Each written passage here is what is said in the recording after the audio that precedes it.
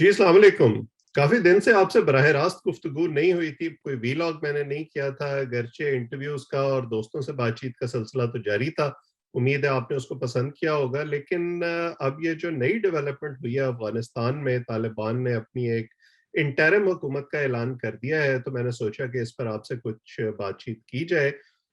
ये बड़ा इंटरेस्टिंग ऐलान सामने आया है और लोग इसको जोड़ रहे हैं जो हमारे डीजीआईएसआई हैं, उनका जो दौरा काबुल हुआ था, उससे भी कि उसके फ़ौरन बाद ये ऐलान सामने आया है। मेरा नहीं ख़्याल है कि इसका उससे कोई ताल्लुक था, ना इतनी जल्दी ये चीज़ें इस तरह से एकदम मैच्योर हुआ करती हैं। मेरा ख़्याल ये है कि डीजीआईएसआई का दौरा जो था, वो ऑप्टिक्स के लिए ज़्यादा था। एक जो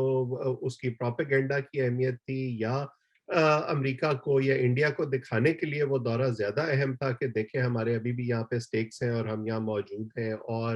हम यहाँ मौजूद रहेंगे। इससे ज़्यादा मैं उसकी कोई अहमियत नहीं समझता। अब आईएसआई के पाकिस्तानी फ़ौज के राब्ते हैं, अफ़गानिस्तान में मुख्तलिफ़ ग्रोहों से उनसे बातचीत ये जारी रखेंगे। आपने देखा कि शुमाली इत्तेहाद का ग्रोह पिछले दिनों पाकिस्तान भी आया था, एक ग्रुप उसमें काफ़ी सारे रहनुमा शामिल थे, लेकिन उसमें से अभी तक बज़ाहिर कुछ नहीं निकला क्योंकि जो ये इंटरिम हुकूमत का ऐलान सामने आया है, जो अभी तक कोशिशें की जाती रही हैं मुख्तलिफ ममालिक की तरफ से, दोहा में भी मुज़ाकरात हुए कि एक इंक्लूसिव किस्म की गवर्नमेंट बनाई जाए जिसमें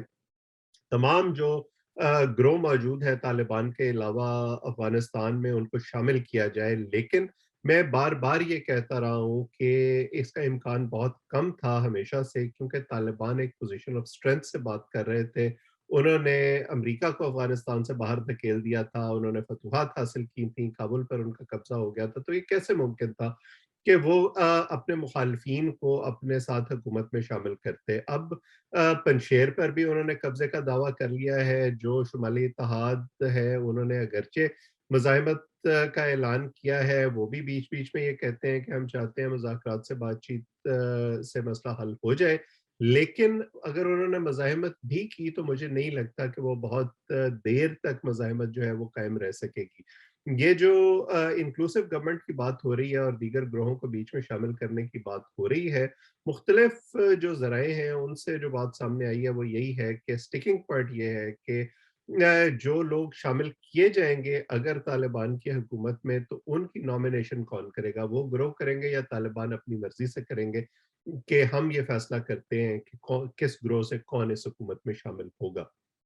सो एक तो ये मसला है कि ये हुकूमत फ़िलहाल इंक्लूसिव नहीं है, सो थोड़ी बहुत खींचातानी जो है वो अगले कुछ अरसे आपको देखने में आती रहेगी। दूसरा इससे जो उन्होंने पैगाम दिया है वो ये है कि अहम ओहदों पर जो तैनातियाँ हुई हैं वो उन तालिबान रहनुमाओं की हैं जो इस मुहिम में 20 साल बहुत आगे-आगे रहे हैं, ग्वांटानामो में कैद रहे हैं,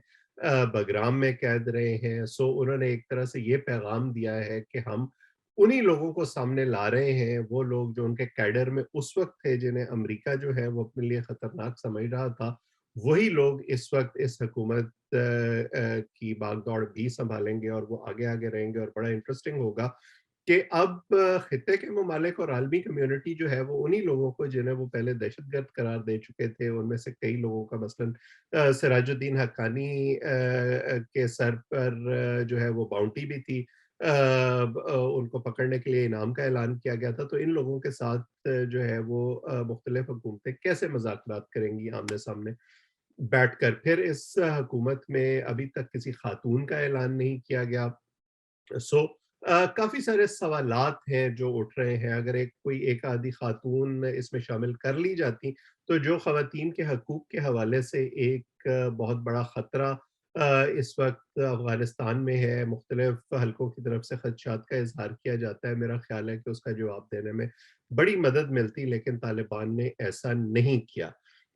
फिर उन्होंने ये कहा है कि ये एक अबूरी हुकूमत है, यानी इसकी मुद्दत का तय्युन नहीं किया गया। अब देखते हैं कि वो क्या इसमें तब्दीलियाँ करते हैं जब वो बाकायदा हुकूमत अनाउंस करते हैं या इलेक्शन का ऐलान करते हैं। इतनी जल्दी इलेक्शन करवाना भी मुमकिन नहीं है। सो ये देखते हैं कि ये अबूरी हुकूमत जो है, ये कितने दिन चलती है। इस हुकूमत के लिए मेरे ख़्याल में जो 2 बड़े चैलेंजेज़ हैं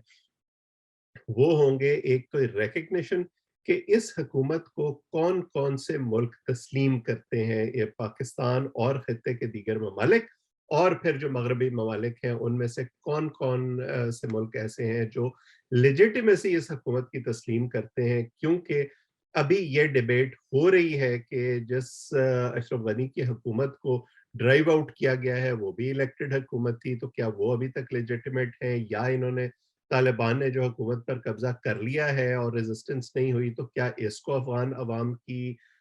एक तरह से रजामंदी समझा जाए, उनकी विल का इजहार समझा जाए और इसको तस्लीम किया जाए। सो अभी तक मुझे लगता है कि जो खत्े के ममालिक हैं उन्होंने इस हवाले से कोई वाज़ेह फैसला नहीं किया है, और इसीलिए आज जो है एक वर्चुअल मीटिंग हो रही है पाकिस्तान समेत खत्े के दीगर जो वज़राए ख़ारिजा हैं उनकी। उसमें पाकिस्तान के अलावा चीन शामिल है, ईरान शामिल है, तुर्कमेनिस्तान शामिल है, ताजिकिस्तान शामिल है, उज़्बेकिस्तान शामिल है। इन ममालिक के वज़राए ख़ारिजा का एक इजलास आज इस्लामाबाद में हुआ है, और उसमें जो सूरत हाल मर्ज हो रही है उस पे गुफ्तगू हुई है। इससे 2 दिन पहले भी खत्े के मुख्तलिफ वज़राए ख़ारिजा का एक इजलास हुआ है। सो उससे ये लगता है कि अभी कोई वाज़ेह पॉलिसी जो है वो ये ममालिक भी नहीं बना सके हैं, और देखो और इंतज़ार करो कि जो पॉलिसी है उस पर अमल पैरा है। तालिबान के लिए दूसरा जो हुकूमत उन्होंने बनाई है उसके लिए दूसरा बड़ा चैलेंज होगा इन्वेस्टमेंट, कि हुकूमत चलाने के लिए जो वसाइल उनको चाहिए वो वसाइल कहाँ से मुहैया होंगे। क्या वो इंटरनली इतने पैसे जनरेट कर पाएँगे कि वो निज़ाम हुकूमत चला सकें, लोगों को तनख्वाहें दे सकें। अभी उनकी रेवेन्यू स्ट्रीम जो है वो इतनी ज़्यादा नहीं है, और जो उनके रिज़र्व्स अमेरिका में पड़े हुए थे, उनको भी अमेरिका ने फ़िलहाल जो है वो फ्रीज़ करने का ऐलान कर दिया था। सो वहाँ तक भी उनकी रसाई नहीं है, कोई 9-10 बिलियन डॉलर्स की वो रकम है।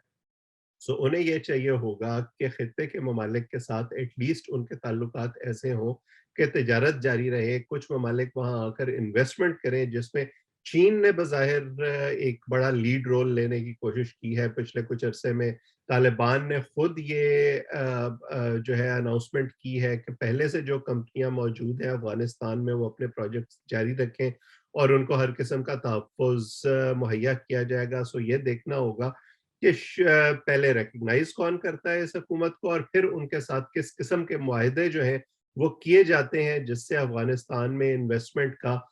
एक माहौल बनता है और हुकूमत आगे चलाने में मदद मिलती है। ज़बीउल्लाह मुजाहिद जो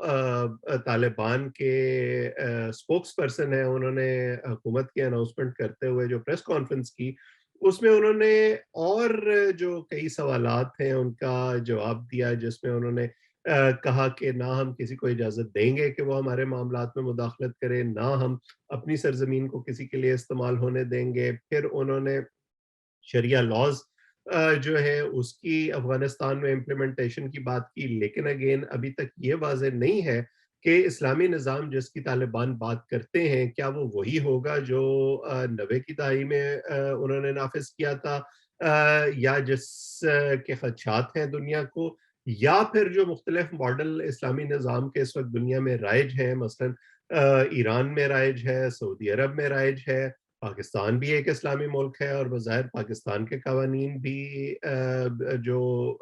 इस्लाम से मुतसादिम नहीं हो सकते पाकिस्तान के आईन के मुताबिक। सो किस मुल्क का मॉडल वो सिलेक्ट करेंगे और उसको इम्प्लीमेंट करेंगे, या 90 की दहाई की तरह का ही कोई निज़ाम जो है थोड़ी बहुत तब्दीली के साथ आगे आएगा। मेरा ख़्याल है कि ये भी अगले चंद माह या चंद हफ्ते या चंद माह जो हैं वो बड़े अहम होंगे इस हवाले से, और जो ग्लोबल कम्युनिटी है उसका कॉन्फिडेंस बनाने में बड़ा अहम होगा कि किस किस्म का निज़ाम तालिबान में राइज करते हैं। अभी उन्होंने जैसे तालीमी इदारे जो हैं उनको दोबारा खोला है, जो हेल्थ सेक्टर है उसको दोबारा खोला है। मैंने देखा अगरचे बीच में एक क्लासरूम में पर्दा था, एक तरफ ख़वातीन थीं और एक तरफ मर्द हज़रात थे, लेकिन ये खुशाइंद है कि एटलीस्ट वो ख़वातीन की जो तालीम है, उसका सिलसिला नहीं रोक रहे और उसको दोबारा जारी कर रहे हैं। फिर जो लॉ एंड ऑर्डर है वो बड़ा अहम होगा कि क्या वाक़ई وہ اپنے جو اعلانات ہیں ان پر عمل کرتے ہیں اور جو کرمنل ایلیمنٹس ہیں ان کو پکڑتے ہیں، اور افغانستان کی سرزمین جو ہے وہ کسی اور ملک کے خلاف استعمال نہیں ہو سکتی، جو پاکستان کا سب سے بڑا کنسرن ہے۔ اور اگر ایسا ہو جاتا ہے تو میرا خیال ہے کہ پاکستان کے ساتھ تو ان کے تعلقات سب سے پہلے شاید بہتر خطوط پر استوار ہو جائیں۔ پھر جو انویسٹمنٹ کا جیسے میں نے پہلے ذکر کیا، جو افغانستان 20 سال کی جنگ کے بعد جس قسم کی تباہلی کا شکار ہے، اس سے بھی جب انویسٹمنٹ آئے گی، اگر ایسا کوئی امکان پیدا ہوتا ہے تو وہ انفراسٹرکچر دوبارہ ڈیولپ کرنے میں بھی طالبان کو مدد ملے گی۔ لیکن جیسے میں نے کہا کہ ان کا جو ایک گلوبل کمیونٹی ہے اس میں جو مقام ہوگا، اس کا تعین اس بات سے ہوگا کہ وہ ملک کے اندر کس طرح کے اقدامات کرتے ہیں، اور ان اقدامات کے بعد ان کو سب سے پہلے ریکگنائز کون کرتا ہے، اور اس ریکگنیشن کے بعد ان کے ساتھ کس طرح کے معاہدے کیے جاتے ہیں۔ سو یہ آئندہ چند روز جو ہے اس حوالے سے بڑے اہم ہوں گے۔ دیکھتے ہیں کہ یہ حکومت شروع میں کس طرح کے اقدامات کرتی ہے، اور جو دیگر ممالک ہیں وہ اس پر کس طرح کا رد عمل دیتے ہیں۔ اس حوالے سے میں کوشش کروں گا کہ اپنے